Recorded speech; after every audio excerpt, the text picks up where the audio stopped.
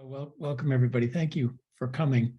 And I'm sorry I have to do this by Zoom.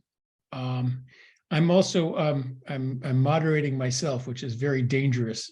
John Taylor put me in charge, but I will try hard to do that right.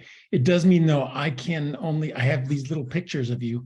I may not respond to raised hands quickly enough. So just do as I do unto you. Jump on in when the time comes. And so with that, let me tell you what this is about.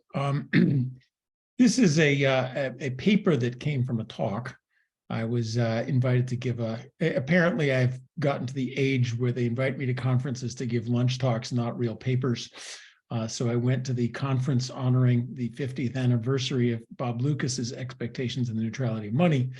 And this was my lunch talk to provide entertainment, but I wrote it up, and I think it's useful. We'll see if you think it's useful.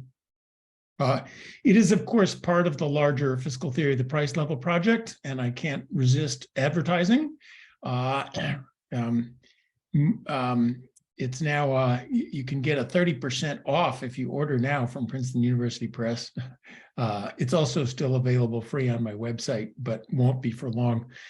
Because sooner or later, Princeton will figure that out and make me take it down. So as a lunch talk, there's a lot in here. It's less than it's different from my usual paper. A lot of the focus is on what we don't know, and it turns out a lot. A lot of it is sort of loosey-goosey call for research, and I'll be honest, sort of my next paper's in here somewhere, except I don't know the answer, and I'm hoping you guys will tell me. So I am anxious for feedback. You'll see, here's what I want to do. I don't know how to do it. Please tell me how to do it. And also some question of whether you find this new and interesting will be very helpful to me. Can I get anybody to publish this anywhere is an interesting question, because it is. It's an integrative essay. It simplifies everything down. It makes complicated models much, much simpler, but that usually is not the sort of thing you can easily get published. Anyway, enough chit chat. You can recognize the title that takes off of Bob Lucas's Expectations of Neutrality of Money. What are we doing here? So Bob had a perfectly good theory of inflation, MV equals PY, basically. And his contribution was to add a Phillips curve to it. I wrote it down right there. I hope you can follow the mouse. Output comes from unexpected inflation. And this was a great paper for many reasons. Notice that he starts with a model that describes a sense of long-run neutrality. His contribution was to give a short-run non-neutrality. He really should have called it Expectations in the Non-Neutrality of Money, because that was the point of the paper. And of course, it put in rational expectations, real economics, proper general equilibrium, which may be its biggest contribution. And his question is, why does money and inflation, which he thought he had a handle on, sometimes raise output? Now, the challenge for today is that's very nice, but central banks set interest rates. They don't set money supplies. So our question is, how does inflation respond to interest rate targets? Not only do they not set money supplies, reserve requirements are completely slack. M2 is whatever people want to be. Reserves are trillions of dollars bigger than they ever were before. So we're in a different world, the world of interest rate targets, awash in liquidity, and no control of money supply. So just MV equals PY doesn't apply anymore. It's a nice theory of remaining money demand, but it's not how prices are set. So given that we set an interest rate target, how does interest rates affect inflation? And what we want is something that's like Bob, a model with clear economics that expresses long-run neutrality, that expresses short-run non-neutrality in a clear way. And what I'm looking for here is the most basic, simple model that does what we want. We'll get to the big black boxes, I think, after we make the simple model. So one surprise, one thing I will posit is that despite 40 years of work, we don't really know the answer to this. I think I have a theory, which I'll tell you about, but it certainly is not widely accepted. And our empirical understanding of the questions, how do interest rates affect inflation, is much weaker than you might have thought. So basic questions, I think, are still up for grabs. Is inflation stable or unstable under an interest rate peg? Do higher interest rates, without help from fiscal policy, raise or lower inflation? That's the central question I'll be after today. If the Fed raises interest rates, what happens to inflation? But the central rule of the game is holding fiscal policy constant, either because there's not a lot of room for fiscal policy, or mostly as an intellectual question. If we want to think about monetary policy, in the real world, fiscal policy moves when monetary policy moves. But what can the Fed do all by itself? You have to hold the fiscal policy part constant. And if so, what's the mechanism? So that's those are the questions we're going after today. It's obviously important for policy. Here we are, top slide. CPI, Fed funds. The Fed is responding quite slowly. It's finally waking up and responding at all, but compared to the 1970s. So did this slow response cause inflation to get a lot worse? Will inflation continue to subside with interest rates below inflation, or do we have to do like a 1980 before we get back again? These are centrally important questions, and those are the questions. What does interest rates do to inflation? Okay, theory. So this is a theory paper, and I apologize, but it's supposed to be a very, very simple theory paper where you can follow all of the equations, and that's kind of the whole point. I'll tell you, there's some points where you can't follow the equations. You have to take my word for it, but a lot of the contribution is to boil this down. So we're going to do a quick 50-year history of interest rates and inflation, in part to persuade you. You may have thought this is settled territory. No, it's not. So here's the model I'll use. We'll start with output today is expected output tomorrow minus the real interest rate. Pi is expected inflation. Jump in if I don't define things well enough. And a Phillips curve. Inflation is expected inflation plus output cap. Now, the crucial way I'm going to simplify things is by not using the expected future inflation term. That turns out not to matter. It just saves us lots and lots of algebra. We can look at things directly. And the whole point, Bob had MV equals PY. He had a perfectly good theory of inflation. This is what we're going to use to link interest rates to inflation in the place of money growth to inflation.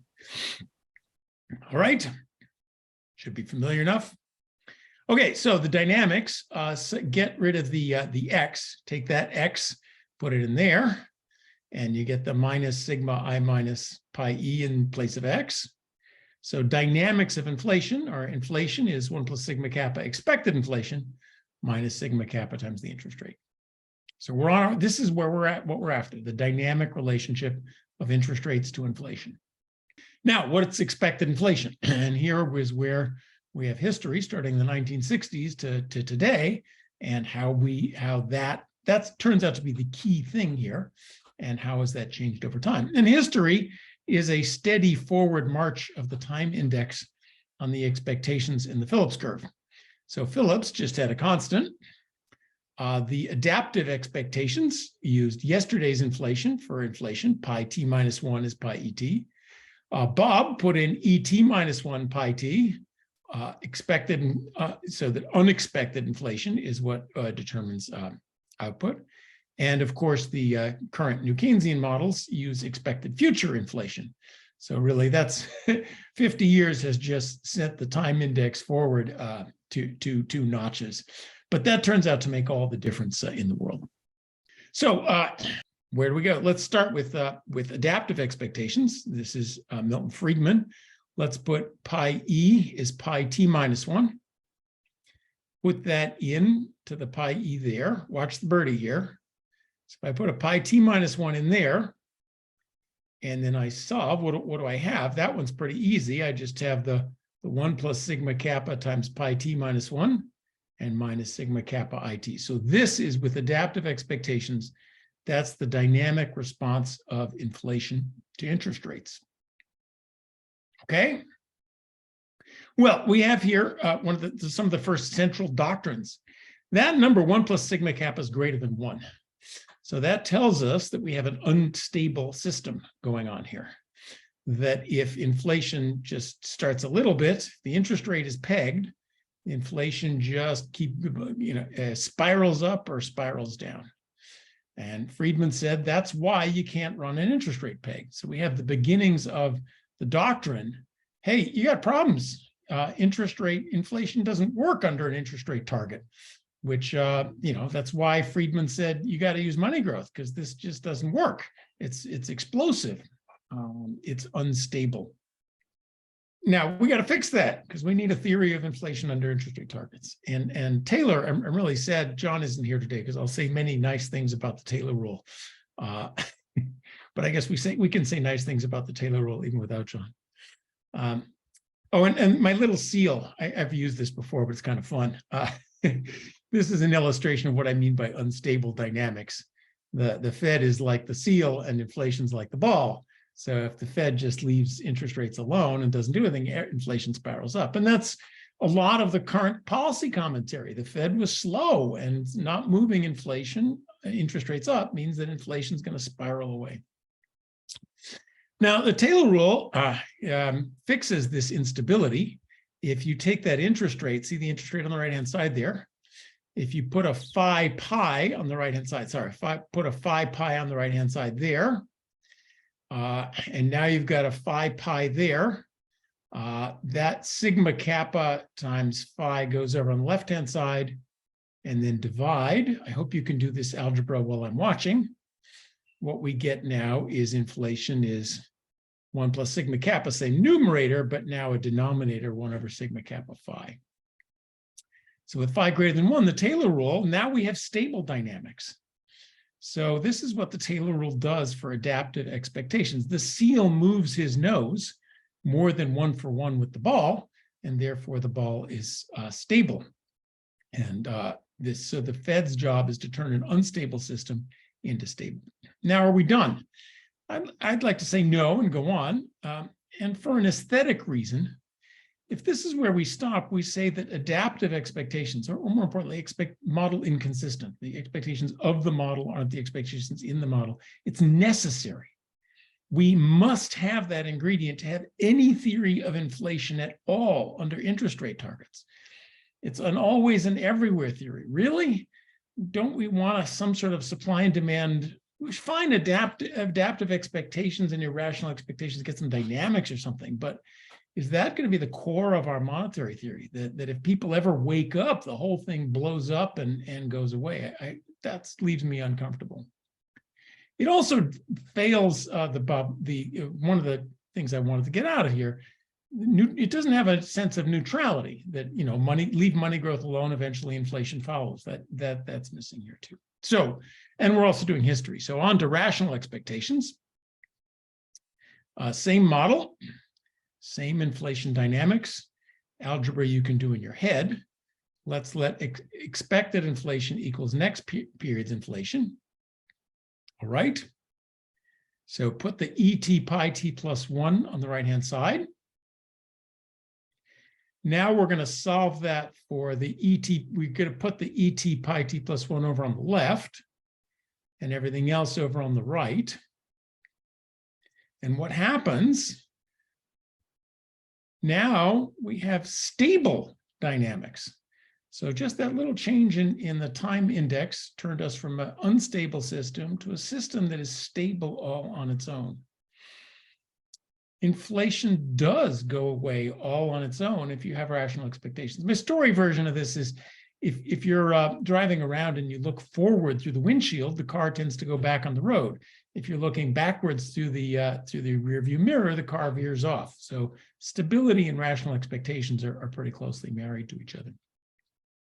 Just to preview one of the things that's going to trouble us. Now, in this one, the sign was negative. Higher interest rates, lower inflation. It's kind of the traditional view of things. Once we do it this way, though, the sign is plus. Higher interest rates raise future inflation. That's uncomfortable, but that is certainly what rational expectations are telling us. And that's the deep thing that we're going to sit and have troubles with all afternoon. Well, until 1:30, not all afternoon, you'll be glad to know. So here's our central dynamics. What does that tell us? Historically, Sergeant Wallace looked at this and noticed, wait, you got a problem. This only tells you what expected inflation is. It doesn't tell you what unexpected inflation is. Oh, my little drawings. Professor Calculus here is there instead of the seal to illustrate what stable dynamics means. If I stays constant, inflation is expected to melt away. If I stays constant, inflation is expected to melt away. Even if, like now, interest rates are below inflation, rational expectation says, it's a hard nut to swallow, the Fed might be right, and the inflation can just melt away without the Fed needing to do a lot. Well, that's an implication of the model in which we have to digest. So Sergeant Wallace noticed, wow, that's interesting, but you've only nailed down ET pi t plus 1. What's unexpected inflation? It's anything. So the doctrine as of 1975 was that interest rate targets are terrible. We need money growth targets because inflation, though stable, is indeterminate. You have multiple equilibrium sunspots. Now, these are very different things and people confuse them. Unstable, that's also volatile, but unstable and determinate is very different from stable but multiple equilibrium sunspots. Nonetheless, we have the standard doctrine, you can't do interest rate targets. And that's a problem, right? Our objective is we want a theory of inflation under interest rate targets. Okay, so I'm going to jump to what I think the right answer is, fiscal theory of the price level, which recognizes there's an equation that we left out of here. And that equation is that the value of government debt has to equal the present value of surpluses. And therefore, unexpected inflation must equal the revision in expectations about discounted future surpluses and discounted future interest costs on the debt. So if the government, for example, prints up $5 trillion worth of money or $5 trillion worth of debt, hands it out as checks, that's a S that is not going to be paid back by future taxes, then you get an unexpected inflation. And similarly, the mechanism that's really going to be important here, if the interest costs on the debt go up, well, that's just like a deficit. And unless you raise taxes to pay those interest costs on the debt, they got to come from somewhere. They come out of the pockets of today's bondholders. So it basically, deficits or interest costs that aren't paid back by future taxes come from inflating away today's nominal bonds. Now you can see what this does to our, here was our problem. We had an equation for ET, no equation for unexpected. That's what unexpected means. And now we've tied down unexpected inflation. Expected inflation comes from interest rates. Unexpected inflation comes from revisions to present values of future surplus. So we have a theory where inflation is stable, right? It goes away on its own, and it's determinate. We have one unique solution because we've solved the unexpected inflation problem. So in my little new Keynesian models, which or Sergeant Wallace have this indeterminacy problem, there's one of these red lines, but we don't know which one. Fiscal theory says, aha, I can pick that one.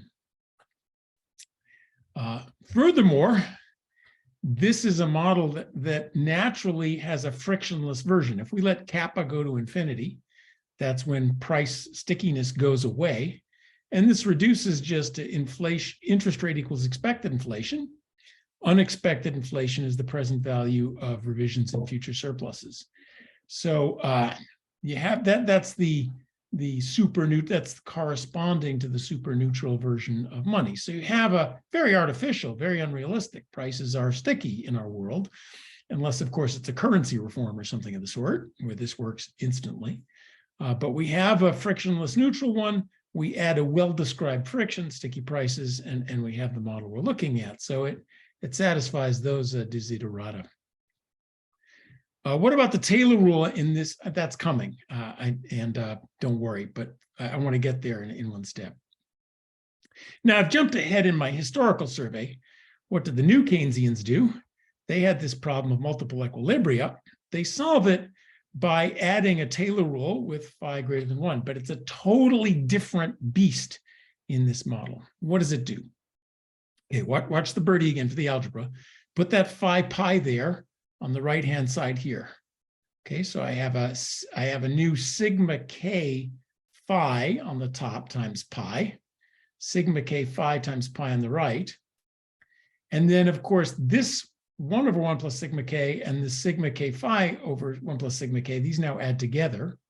So the dynamics are 1 plus phi sigma kappa over 1 plus sigma kappa.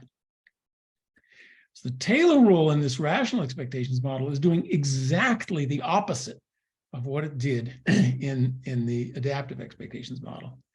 So in the adaptive expectations model, it took a system that was unstable and made it stable. The seal moves more than 1 for 1, keeps the ball where it belongs. In the rational expectations model, it's stable already on its own. What the Fed does is deliberately destabilizes the economy. It turns it around. It makes the economy explosive. Why does it do that? Well, if we turn around and make it explosive and we pass a rule against explosions, then we've only got one equilibrium left. So what the Fed does is the Fed induces an explosion in order to select equilibria from a multiple equilibrium. So that's a very beautiful theory, and that actually historically comes first. But I don't want to do that. Why not? I didn't want to stop with MV equals PY. Where was it? MV equals PY. It's beautiful. It's logically consistent. It's a lovely story, but it doesn't describe our current institutional setup. We're not controlling the money supply. Similarly, our Fed does not destabilize inflation in order to select equilibria. It doesn't have the capacity to do that. I mean, we don't, in this theory, in March 2021, all the Fed had to do was announce, sorry, I don't like this multiple equilibrium, do something else, and inflation would have jumped hop to exactly what the Fed wants. It's not how the world works. The Fed does not destabilize the economy. Ask them, read everything they have to say. They would tell you you're nuts if that, we don't have an equilibrium selection policy. We're here to bring down inflation. Now go away. Now, in fact, New Keynesians are smart. They recognize the fiscal constraints, and they throw that in some footnotes that basically say, don't worry, we'll be raising surpluses sometime now. So if you love this, you can go ahead and do everything else I want to do. Would just look at the implied fiscal policies. You don't have to sign up to fiscal theory to what we're going to do. But we're going to choose one of these two mechanisms to have a single equilibrium, and then we're going to look at the fiscal needs for that equilibrium. So where are we? I think we have a beautiful model. We've got there, finally. We have a model that is stable and determinate, fully describes inflation under an interest rate target. We've gotten rid of the Friedman and Sargent Wallace problems. We've gotten rid of the new Keynesian equilibrium selection threats that nobody believes. We at least have a model. You can argue about its foundations, and I hope we won't do that today, but there is one. Now, kind of unavoidably stable and determinate that means long-run neutrality. And long-run neutrality is a sensible thing, right? We know that higher interest rates go to higher inflation. So we have a theory that says, well, higher interest rates eventually have got to raise inflation to match the interest rates, eventually, in the long run. So that's a nice starting point, and you can do and it starts with frictionless, and you add a friction. I don't know if it's right or not, but at least we have that theory. But this should make you very uncomfortable. It makes me very uncomfortable. The proposition that inflation is stable and determinate under an interest rate peg or a K% rule, that's kind of natural. That's just like inflation stable and determinate under a fixed money growth rule. But it means if the Fed raises rates, inflation eventually has to go up. It means if the Fed does nothing or react less than 1-to-1, and there's no more fiscal shocks, inflation eventually goes away on its own. The equations are screaming this at us. They've been screaming this at me for 20 years. I try to weasel out, and I'm here to weasel out again today, but you can see it's very hard to weasel out of that. No, is it true? In fact, there's some evidence that maybe this isn't as nutty as it sounds. And the first piece of it, and this is Wile E. Coyote has taken himself to logical implications of rational expectations models, and now is wondering, where did we get to? Steve, you have a question. Yeah, actually, two questions. One, what happens if you've got a mix of adaptive and rational expectations? I'm trying to understand whether somehow some of these results are knife edge results and they just go away if we have a mix. Let me answer that one, and then I'll give you a second one. Okay. That doesn't solve it, so long as so long as you keep stability. So a technical way of answering your question, I can put a Phillips curve with a lag term in it and a future term in it, and no matter what the lag and future term is, so long as we have the eigenvalues are on kind of the right side, so long as you have long run neutrality, you don't get interest rates inflation ever going down with response to interest rates. But I do that's the problem. It's not really about detailed dynamics. You can see it kind of comes from the stability and determinacy properties of the system, which is, are the eigenvalues bigger than 1 or less than 1? So once you're in the land that it's stable and determinate, it's got to eventually go up. Now you can have all sorts, I think where you're going, I'd like to go, all sorts of short run dynamics, but eventually go up. And we'll get to the short run dynamics in a minute. Well, okay, so that response is helpful, but it prompts another question before my second question, which is, how much are we just resting on linearity here? And maybe things are nonlinear in some way that I can't see that bring about stability. I mean, aren't we resting pretty hard on the linearity of the model? Yeah, but so again, first of all, linearity, of course, is where you look at dynamic, local dynamics would be nice. Right. But we're looking for what is the simple model that we teach to central bankers and undergraduates in place of MV equals PY. So if we got to go to, if it's necessary to have adaptive expectations, if it's necessary to have nonlinear terms out there, oh boy, are we in trouble. Did you have another question? Yeah, I did. I'm in trouble in the sense that the analytics are hard. I mean, I don't see, it's not obviously why the world has to be linear. Locally linear, yeah, we think about locally linear things for analytic reasons, but is it the proposition I want is that higher interest rates lower inflation, and I'll show you one where it does work. Okay. Is it necessary to that proposition to talk about nonlinearities? Does Powell have to get up before Congress and say, look, I know for the easy to explain linear dynamics, it goes the other way, but because of the big nonlinearities out there somewhere, it goes the way I want. Yeah, that's a tough sell. Okay, I can take that. Can you put your fiscal theory of the price level equation up again? So, as I understand it, this theory has an implication that's potentially testable, and I wonder whether there's any evidence on it. Which is, we'll have to show you some. Okay, well, can I state the testable implication? See if I get it right. That the volatility of the unexpected component of inflation should have predictive content for the extent of revisions in future surpluses. That's not the easiest thing to test, but do we have any evidence on that? So I've taken, you can do exactly what you do for prices and dividends and do it to this. And I've done that. And now, unfortunately, this is an identity.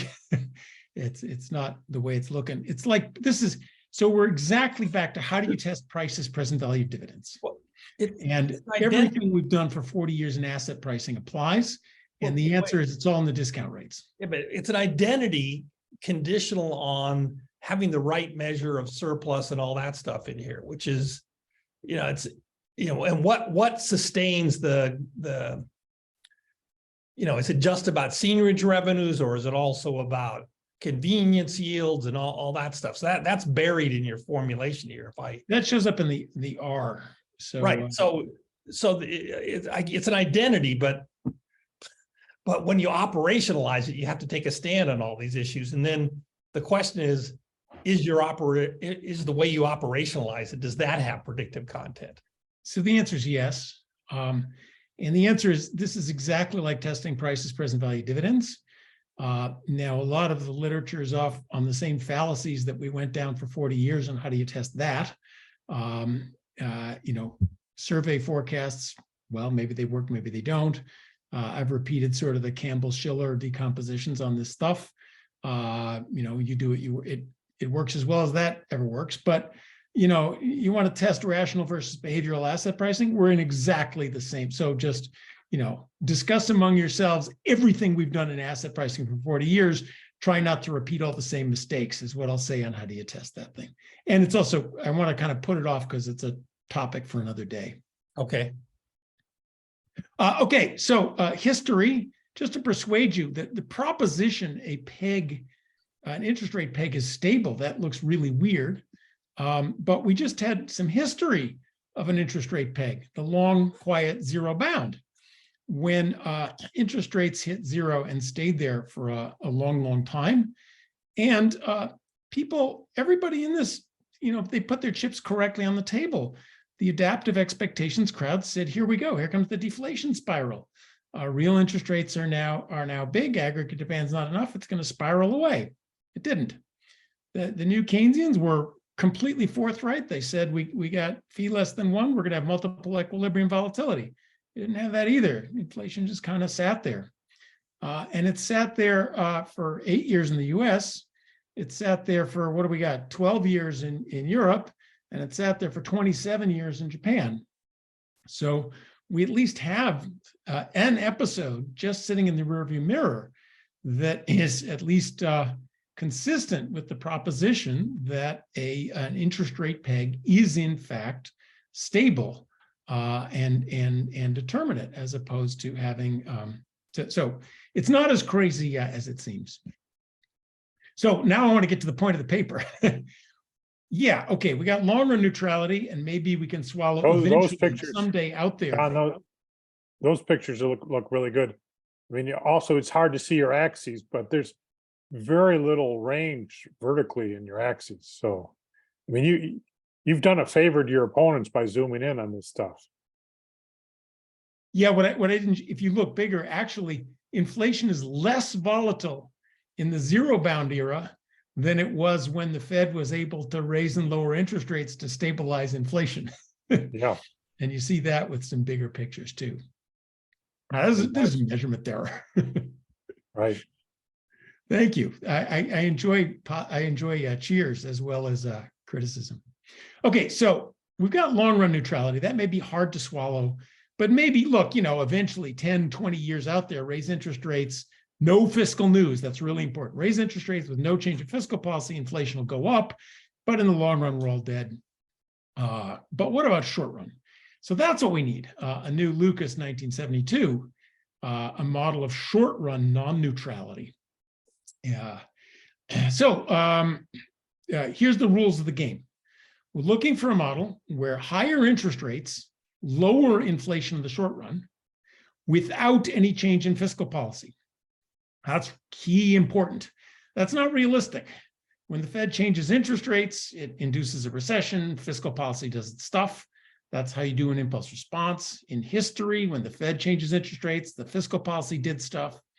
But we want to ask the intellectual question, what can the Fed do all by itself? So don't be surprised if it looks different from VARs. But is it possible for the Fed, without a change in fiscal policy, to lower inflation? If so, what does it take? We also want the model to have long-run neutrality and all the beautiful Bob Lucas kinds of things. Why? Because we'd love it that, things like irrational expectations were not necessary for this most basic sign of monetary policy. Okay, got the rules of the game? Let's try it. First of all, how about sticky prices? So here's the model we've just seen. I start with the flexible price. Expected inflation equals the interest rate. Unexpected inflation, remember, there's no change in fiscal policy. So unexpected inflation with no change in fiscal policy is 0. What happens? Raise the interest rate, inflation goes up one period later. Now you're going, that's crazy. But Here is a completely neutral, flexible price model. Of course, that's exactly what neutrality should do. This, if you want a neutral, you ask a neutral question, you get a neutral answer. It tells you that the model is behaving exactly as you want it to. So we need something non-neutral. How about sticky prices? The first thing you'd ask is, well, throw sticky prices in. And then, of course, higher interest rates are going to lower inflation. Now, here's the sticky prices. Sticky prices slow down dynamics. They do just what you'd think they do. So what the plot is, those are my rational expectations dynamics, where I chose the unexpected inflation by fiscal theory. There's no change in surpluses, but there is a change in interest costs on the debt. And so notice what happens actually is this makes things worse. Inflation in the first period goes up right away. Why is that? Well, because there's this long period here where interest rates are higher than inflation. So there's a period here of interest costs on the debt that have to get paid for, and that pushes up inflation. Right? If you have to pay higher real interest costs on the debt, you're not going to raise taxes. We inflate it out of the first period bondholders. So we got a non-neutrality. We have output effects. There's a real interest rate effect here, but it didn't lower inflation. And so sticky prices alone don't do the trick. And I would say, if you want to say, this is the new Keynesian model. I phrase it in fiscal theory terms, but if you want to ask, give me a new Keynesian model where there's no fiscal change, this is exactly the thing, the new Keynesian model. So sticky prices doesn't do the trick. What about temporary interest rate paths? Now this is, I put in a permanent interest rate change, so you could see in the long run it's neutral, in the short run. But we're kind of used to the idea, the VARs have a temporary interest rate path, and we're kind of used to the idea that temporary ones have disinflationary effects and permanent ones don't. So let's put in a temporary interest rate path. So again, these are totally trivial calculations. The interest rate does this and then comes back. Why? By assumption. I just said, suppose the interest rate follows this AR1, what happens to inflation? Inflation in the flexible price model just follows interest rates with a 1 period lag. So interest rates are raising inflation. The sticky price model, what does that do? Again, it's the same inflation dynamics. So you just have this smooth dynamics. So transitory paths don't help. What transitory paths do is you don't get to see the long run neutrality part of it, but that's not going to give us a negative sign. Many more failures are coming. This is like Thomas Edison. I'm going to show you 900 ways that a light bulb does not work. Here's the full model. Steve sort of asked what happens. Let's ask what happens if you put in the full IS curve. What happens if you add a lag in the Phillips curve? What happens if you try different parameters? Every possible parameter goes in here. Inflation still goes up. So rational expectations is really pushing us to higher interest rates, raise future inflation. Now, how long's a period here? Oh, well, I didn't calibrate the parameters, so it's whatever you want it to be. The parameters in the previous ones were calibrated in order to make the pictures look pretty. In the green here, the parameters are all possible parameters, so the period is whatever you want it to be. But I understand, but the exercise was, well, we're going to have this short run stuff that's interesting, and even though the long run stuff is boring, but yeah, that those words only matter to the extent that we have a period that's of some interesting length. I don't know if this is overnight or, right. If your period is one night, who cares if short one's different than long one, for other than maybe bond traders? Yeah, it's the kappa and the sigma that have units in them, and I'll show you so this is all possible kappas and sigmas. Usually, I guess the parameters, I think of periods here as years, because the parameters usually we think of them in terms of annual rates. There's a continuous time version of the model where you can think about that.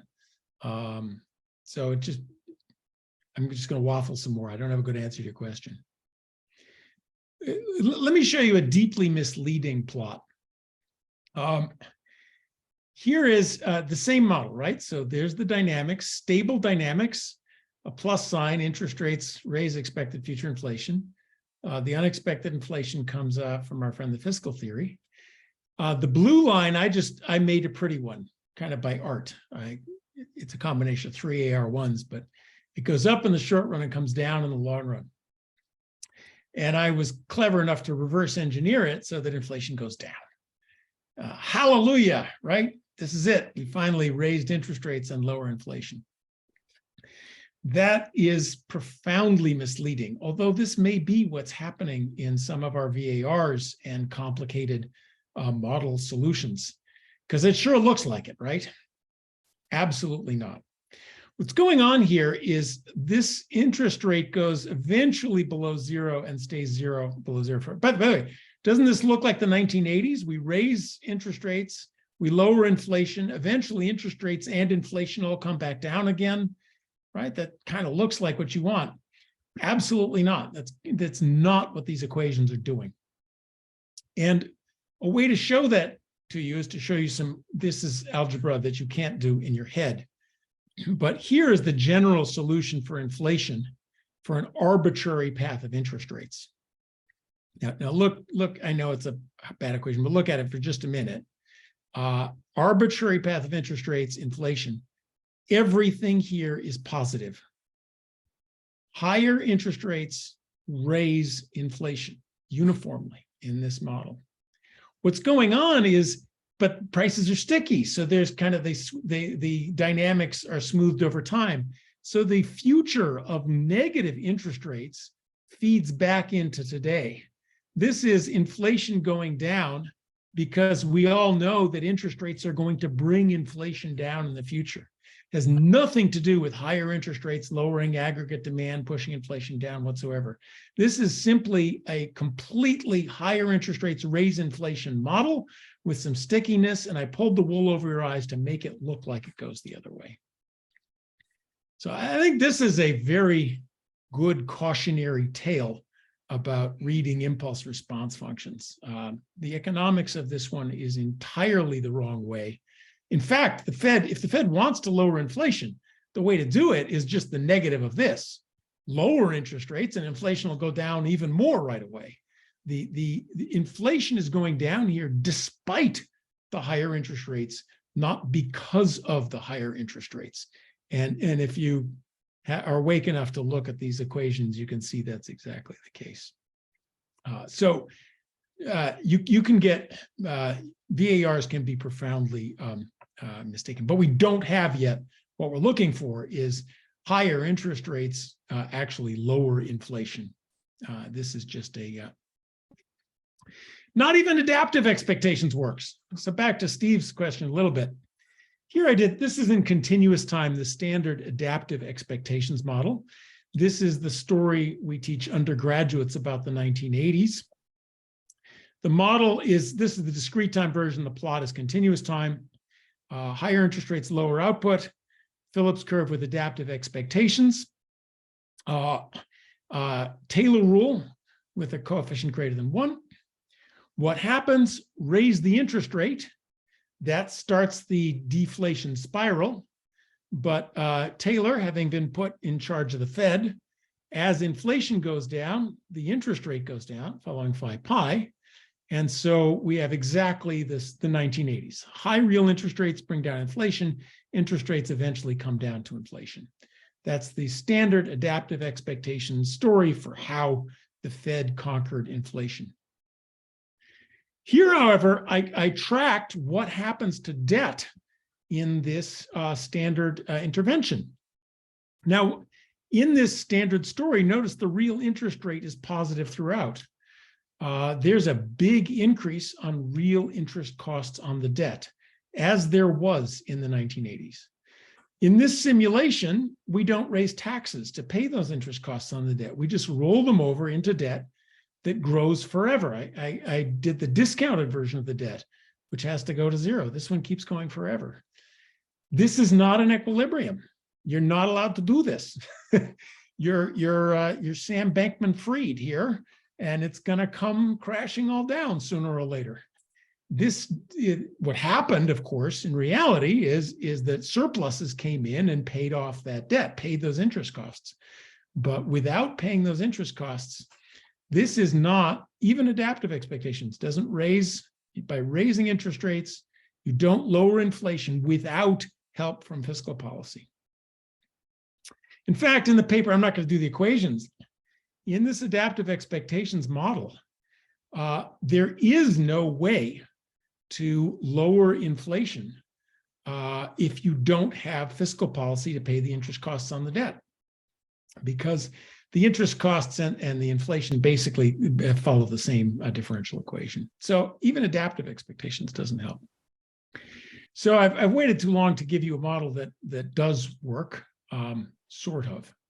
Hi, John. Sorry, can I interrupt you? Yes, I want you to. Okay, good. So, so here, for example, something that you are not showing us is what happens with output gaps.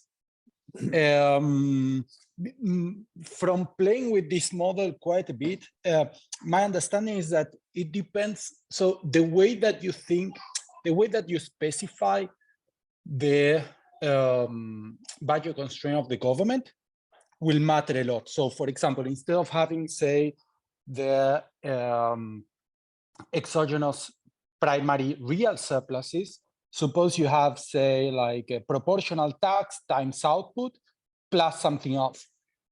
So now things can change. And my conjecture is this one specifically, where you have adaptive expectations, even without the interest rate becoming negative at some point, you can have output going down at least transitorily, because you are going to it's going to basically be proportional to output gap, and you can make output gap drop. So I think here you have a situation where both inflate. So again, without the interest rate going down, both inflation and output gaps would go up. So there's two very important things you said there that I'm really grateful to be able to clarify. So one is in this simple model, you can look at the output gap just looking at the real interest rate. So the real interest rate here is positive, and in this simple model, the output goes down. This is 1980. It creates a recession, and as long as the real interest rate is higher, output's below what it should be. So there's that output gaps and all these things. And you can, I didn't want to clutter up the graphs too much. They do kind of what you think they would do. Now, your second question is very deep, and I want to make sure we get the rules of the game here. If you want to analyze how does monetary policy work in our economy, what is going to happen if the Fed raises interest rates, you should definitely put in endogenous fiscal policy responses. If our Fed raises interest rates and causes a recession, what's going to happen? Fiscal policy is going to come in with stimulus and bailout once again, and output's going to fall. So tax times output's going to fall. There's going to be all sorts of fiscal responses to monetary policy. Maybe higher interest costs on the debt are going to cause problems. Maybe, to be optimistic, higher inflation might lead Congress to wake up and say, we need to tighten fiscal policy. So if what you want to do is tell the Fed, raise interest rates, here's what I think will happen, you should put in endogenous fiscal policy responses, just like you said, both on policy makers and on things like tax rate times output and so forth, because you want to know what's going to happen. But our question here, suppose that the way the world works is that the only reason monetary policy affects inflation is by inducing a fiscal response. Monetary policy itself has no effect. Interest rates just raise inflation on their own, but then they induce some fiscal policy response that lowers it. Well, I want to know if that's true. And so this is an intellectual exercise. What happens if monetary policy goes just by itself and we turn off all those fiscal policy responses to understand what can monetary policy do? And then when we want to forecast the world, we use things exactly the way you said. I think it's also important to understand that, because what fiscal policy will do will change. So, once you're up against the fiscal limit, you may have a sample where fiscal policy easily could jump in and say, oh yeah, don't worry about those interest costs on the debt. We'll just raise taxes on billionaires a little bit and do it. And then you get to a point where fiscal policy can't do it, and all of a sudden monetary policy doesn't have those fiscal effects. So you're exactly right. And the rules of the game here are hold fiscal policy absolutely constant to answer for us the theoretical question, what can monetary policy do all by itself? But not to produce impulse response functions that correctly forecast what will happen in our world.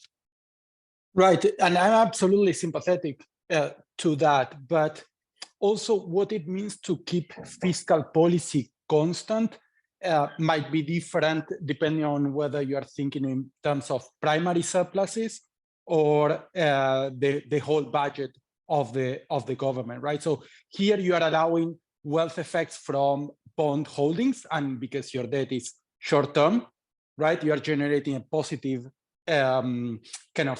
effect on the savings of the private sector. But you could also think that, no, like primary surpluses will undo any wealth effect coming from the government, the treasury's portfolio.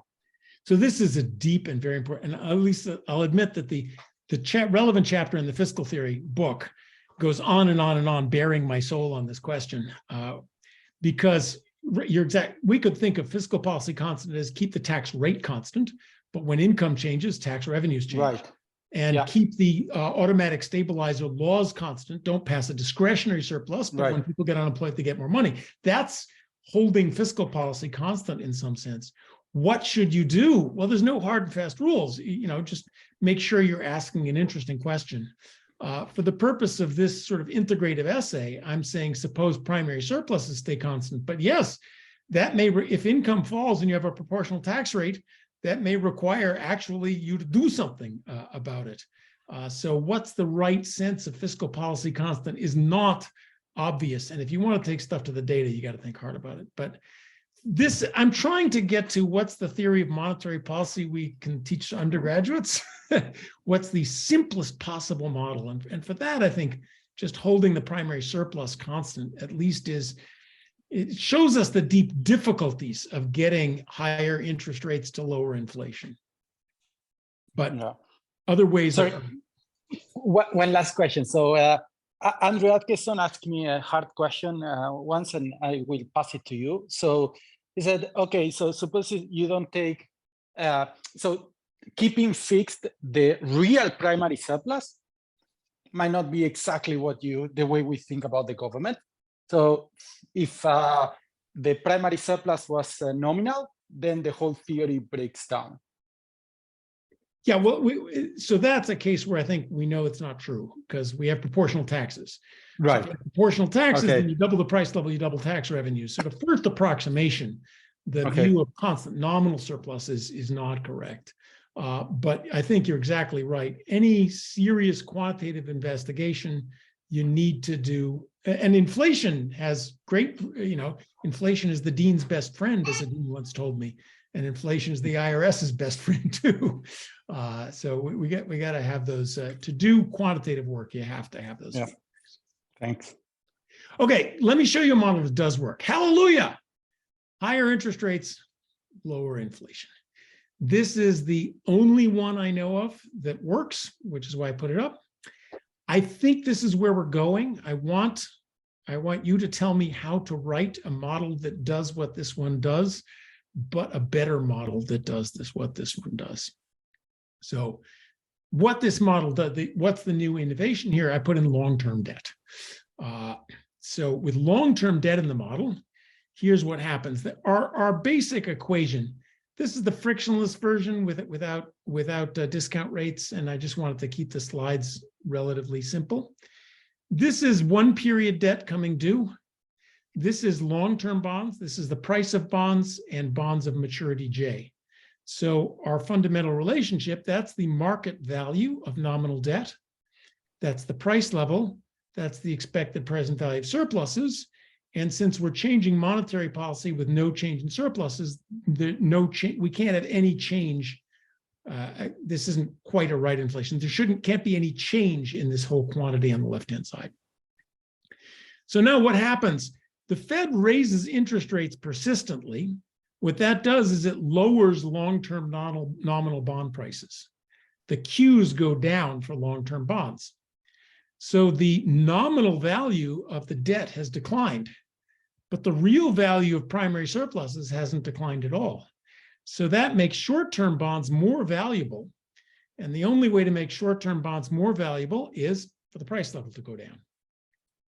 So by what essentially the Fed is doing here, by raising nominal interest rates, they're causing inflation in the long future. That's gonna be terrible for long-term bondholders. So we've inflated away the long-term bondholders, but we haven't changed surpluses, so that all ends up in the pockets of the short-term bondholders. So that's why a higher interest rate can lower inflation today at the cost of raising inflation in the future. A way of saying it is that this central bank here has unpleasant interest rate arithmetic. It can't change. Inflation overall comes from fiscal policy, but the central bank can change the timing of inflation. It can inflate away long-term bonds and give the result to short-term bondholders. So that's like Sargent's unpleasant monetarist arithmetic, except with interest rates.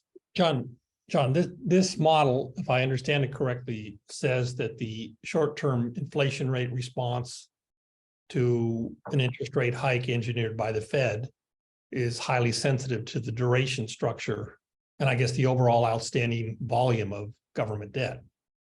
Right. That's one of the bullet points on the next slide are why I don't like this model. And Okay. you've got number one. Okay. Well, it's a prediction. It's a prediction no one's ever checked. But Well, but it's an eminently testable prediction. it's absolutely. I'll anticipate that two of the biggest bullet points. Here it is with short-term debt. So the maturity structure of the debt deeply affects whether higher interest rates lower inflation. And secondly, the persistence, as you can see, the persistence of the interest rate is going to do the same thing. Because if I don't inflate away the long-term bonds, I don't give any money to the short-term bonds. So there's a quantitative relationship between how much we lower interest rates and the maturity structure and the debt and the persistence of interest rates. Yep, and I've just been too lazy to go out and run that regression and see if it's true. It's harder than it looks, but those are absolute, and that's good. Models make predictions. I should say this is the model here. It's just our standard New Keynesian model. This is how I don't run you through equations. I put long-term debt in there, okay? Trust me, I did it right.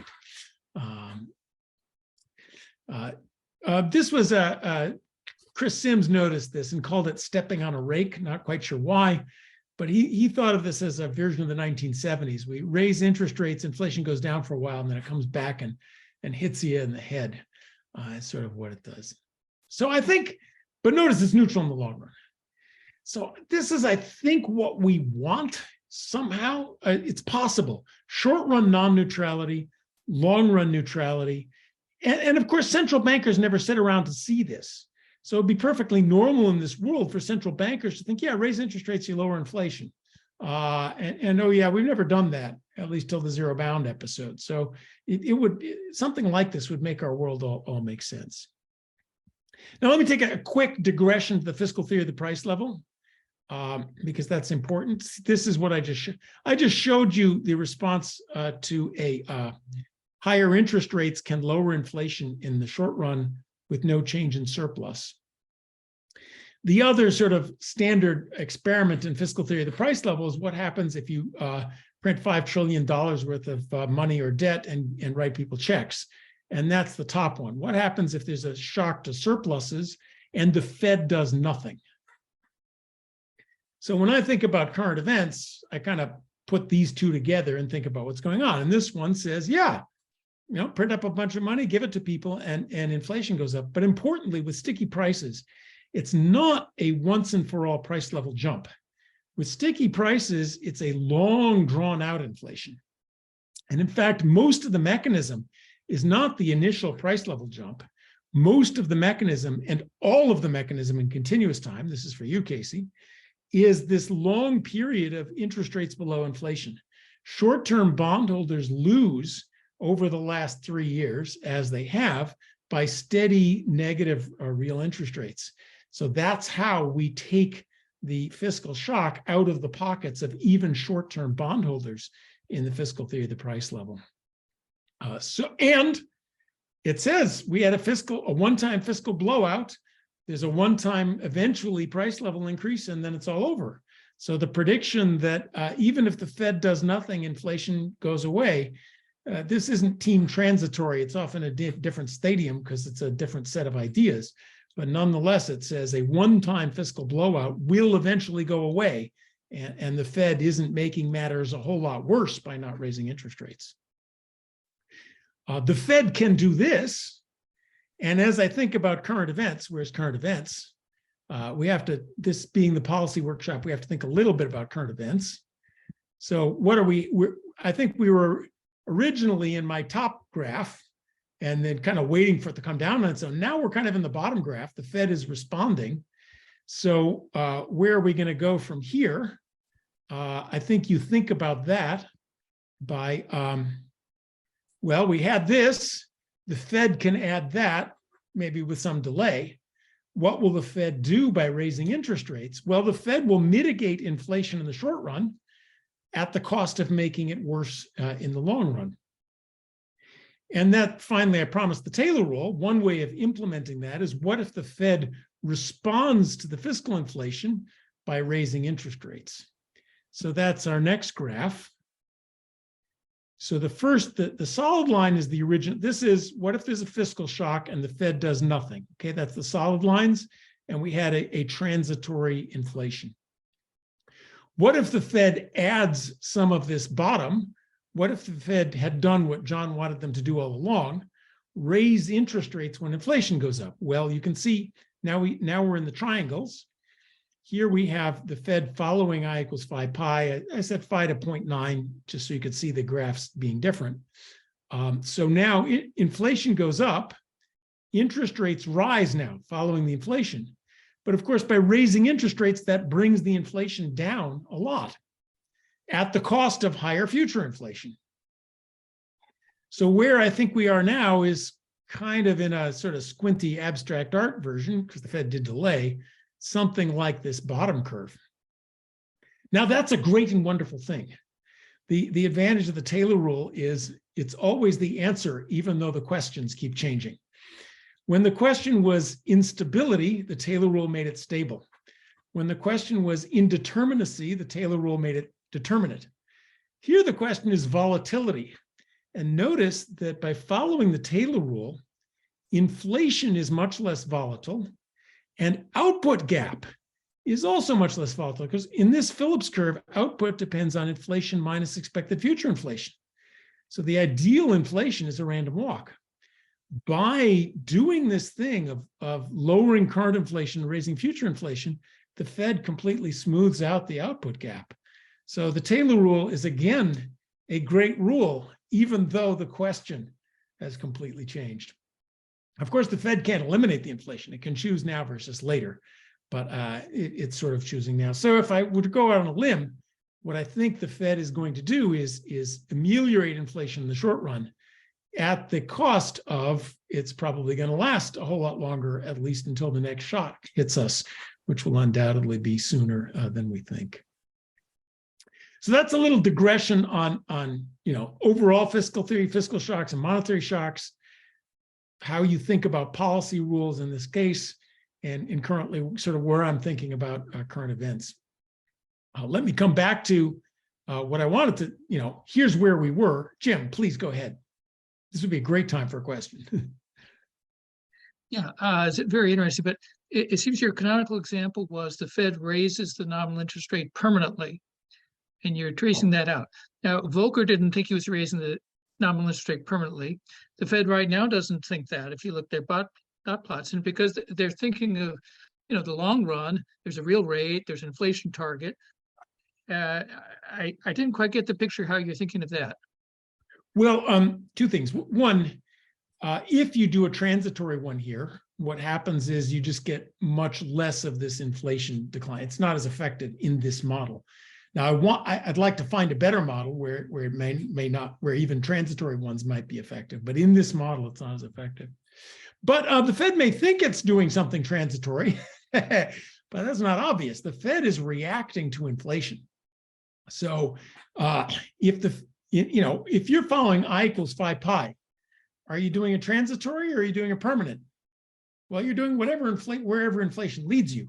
And so if inflation leads you to higher interest rates, you got higher interest rates as long as inflation stays up, which is my bet about the Fed.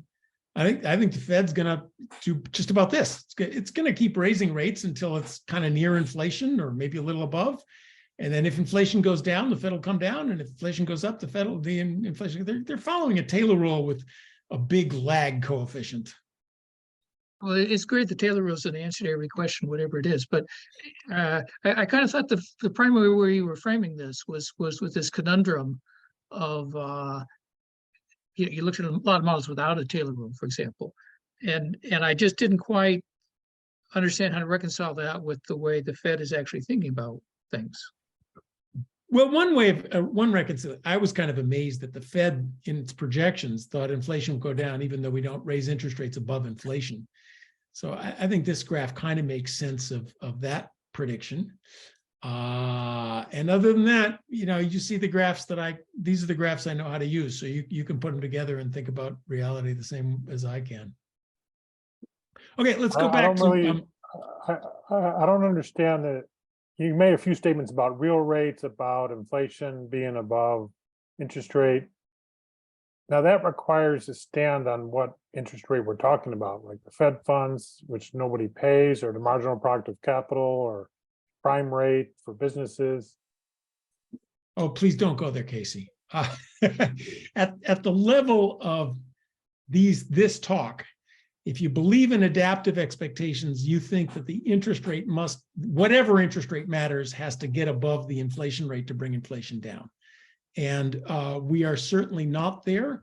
And I don't know if we're going there.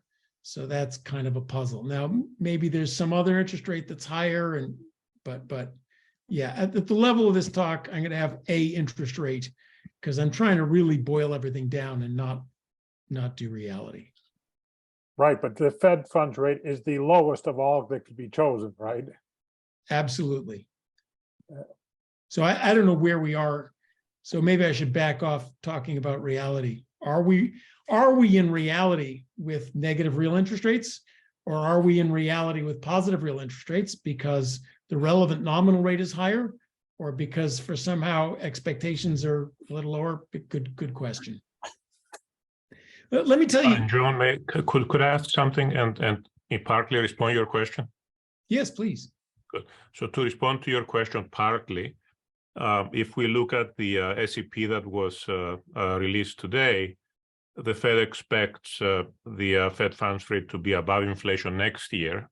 So it would be consistent with the standard line of raising the real interest rate quite a bit to bring inflation down. These are all deviations from steady state. So, we're going to. They also have it would also be consistent with deviations from steady state because their equilibrium R star is 0.5. So the question I had is about the timing of this. And the original Lucas model had something that I find very attractive. It had expectations being formed at the end of the previous period. So everybody knew what expectations were. Then interest rates are determined at the beginning of this period, and then inflation is being determined. So that actually, if you have the partial Lucas and partial adaptive, would you still have the same features you have? What I'm asking here is the timing of expectations formation part of what is creating the let's say problem that you are highlighting? And I find this to be quite important because it's I guess we have a bunch of former Fed people here. You never know what current period inflation is when you're advising the committee to set interest rates. So you always need to say, okay, well, what was inflation last period? What were expectations last period? Let's use information we actually have. So that's another thing that's kind of necessary to take into account. So if you do this with the Lucas timing, T-1 expectations, would you resolve some of these issues and get closer to the standard Fed story? No. So it turns out actually, here's a no in terms of the models that I've worked out. In our simple model, the Lucas timing gives you exactly the same as the flexible timing. It notoriously doesn't have a lot of dynamics. We're faced now for the question I want, which is, does a nominal interest rate rise lower inflation? So Lucas timing doesn't help on that one at all. I'm running out of time here, so let me kind of tell you, because the big questions I want to ask you. I showed you one model, which is kind of like, I'd like a model like this, but as Steve kind of anticipated, this one isn't perfect. It ties the negative response to the maturity structure of the debt. We don't have that much long-term debt. It requires a very persistent interest rate rise. We kind of think that even transitory interest rate rises lower inflation. It has nothing to do with ISLM intuition. Could we do better is what I'd really like to know. So this is the call for future research, or how can we do this? How do we get a Bob Lucas quality model of the non-neutrality of interest rates, hopefully in which higher interest rates can lower inflation for a while without fiscal support, and while maintaining long-run neutrality. Now, your natural thing is, let's go to the DSGE smorgasbord. Call up Marty Eichenbaum and Larry Cristiano, give them 10 minutes, and they'll have a model that goes negative, I'm sure. Credit constraints, financial frictions, heterogeneity, the rest of it. But that's not the game here. Is we want, that is in fact exactly the right thing, but we want the minimal, robust, economically necessary set of ingredients. Not, there's something about the way we mark to market mortgage-backed securities that together with collateral constraints, blah, blah, blah. If that's what it takes, if that's necessary for higher interest rates to lower inflation, boy, are we in trouble. So this is a please, which of the ingredients of those models is going to be the really key one to get us the sign that we need. John, can I make a comment here? Please. I appreciate your desire to get the simplest model, but if I were to think about stepping away from the simplest model in directions that seemingly might help, I'm not sure, but I would get away from the representative agent approach in expectations, because the agents who are involved in setting prices might have different expectations than those who hold long-term debt and short-term debt. And I don't even know how to think about really the fiscal theory of the price level when people have heterogeneous expectations about what's going to happen to future surpluses. That seems like relatively unexplored territory compared to all the things on your list here, which maybe like you, I don't find such an appealing way to try to fix things. Well, so complicated expectations formation and heterogeneous agents are all the rage. I would like, again, we're looking for the minimum necessary ingredients that we can explain to the average Fed board member and Congress and an op-ed. So the game is not just produce an impulse response function. Yeah. I would hope that, so maybe I'll just say, and third, I guess the important point is I need a hunch. Why will this ingredient make higher interest rates lower inflation in ways that others didn't? Let's just talk offline about that. I think this is exactly the right way to go. I just don't know which. There's just 100 papers and they're too hard for me to read, and I want one of you to tell me which is the right one that's going to do the trick. I do want to say, perhaps the answer is that the Phillips curve, let's just get away from the Phillips curve. And because this is now our central ingredient. What are we doing? How are we getting dynamics? We're going through a Phillips curve. The Phillips curve lowers output, and then by lowering output in the Phillips curve, we get inflation dynamics.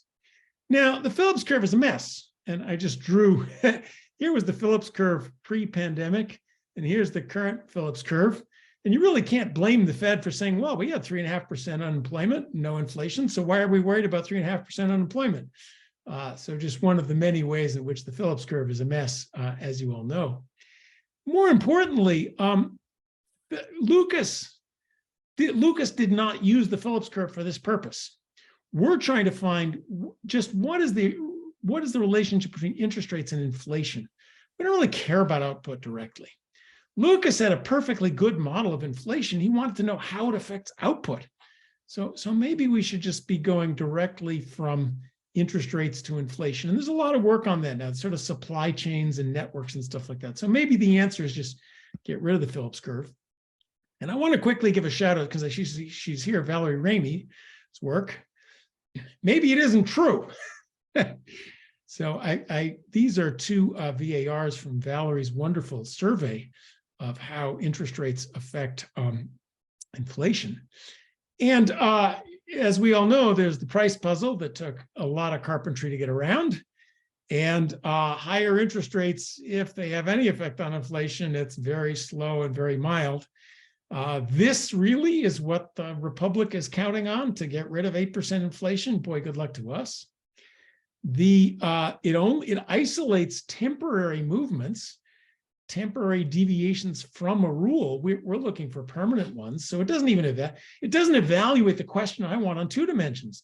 It isolates exogenous but temporary increases. We don't see the permanent increases. And nobody's ever asked, what if we raise interest rates and leave fiscal policy alone?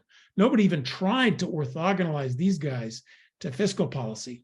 So the CPI result is very small. There's always a price puzzle. It doesn't ask the right question in terms of the persistence or leaving fiscal policy alone. So it might not be true. It might not be true that raising interest rates without a change in fiscal policy actually lowers inflation. Maybe it all was from the fiscal policy. But anyway, as I think it was Steve was telling me, go run the bloody regression. This is another piece of low-hanging fruit. What happens if we raise interest rates persistently orthogonal to fiscal policy? What does that do? And actually, VARs don't tell us much about that. So I'm trying to end on time because I'm my own timekeeper. So I'll give you 2 minutes for questions. Where are we 50 years after Lucas? We finally have actually a theory of inflation that's stable and determinate neutral in the long run. Do we believe it? I don't know. I think we need a better theory of the short run negative effect if there is one. And of course, we need better empirical understanding of what can the Fed do by itself. Valerie, please ask a question. Oh, so I have been thinking most of your talk ever since I saw you plot one of those permanent changes in interest rates, trying to figure out how you would test that in the data. And you said, oh, I didn't do the simple thing of running regressions. It's not simple. It's not low-hanging fruit, believe me. So you would have to take cases of changes in rules. So for example, if the Federal Reserve decided to take Jason Furman's advice and raise the target inflation rate, you might get some kind of change in the interest rate, but who knows? So I don't think that you've been lazy. This is not low-hanging fruit. I'd also like to put let me answer that one quickly. I tried to. It's very hard. Orthogonalizing the fiscal policy is hard. And that's why I've been emphasizing episodes. So I think the zero-bound episode is really revealing outside of formal methods. And that's what I got on you. Okay, your next question. No, I agree with that. And then just in terms of thinking about other things, I wanted to suggest, there's a neat paper by Kevin Sheedy from LSE in Brookings that makes the case, what if the rigidities are that so many financial contracts are written in nominal terms? And what if that's the rigidity and not sticky price rigidity? Now, I don't know enough about the theory, but something you could think about as an alternative that might debt deflation hypothesis. That's okay. Thank you. That's a good one to look at. I want to just close. We're on time. I want to close with some humor. We don't agree on the basic sign and stability and long-run neutrality properties. We don't even know if interest rates raise or lower inflation, really. This is from the ECB's website, how they think interest rates affect inflation. I thought the hubris that they understand and can control this beautiful Rube Goldberg machine was fun in the context of what we as academics actually know and don't know. So thank you, everybody, for coming.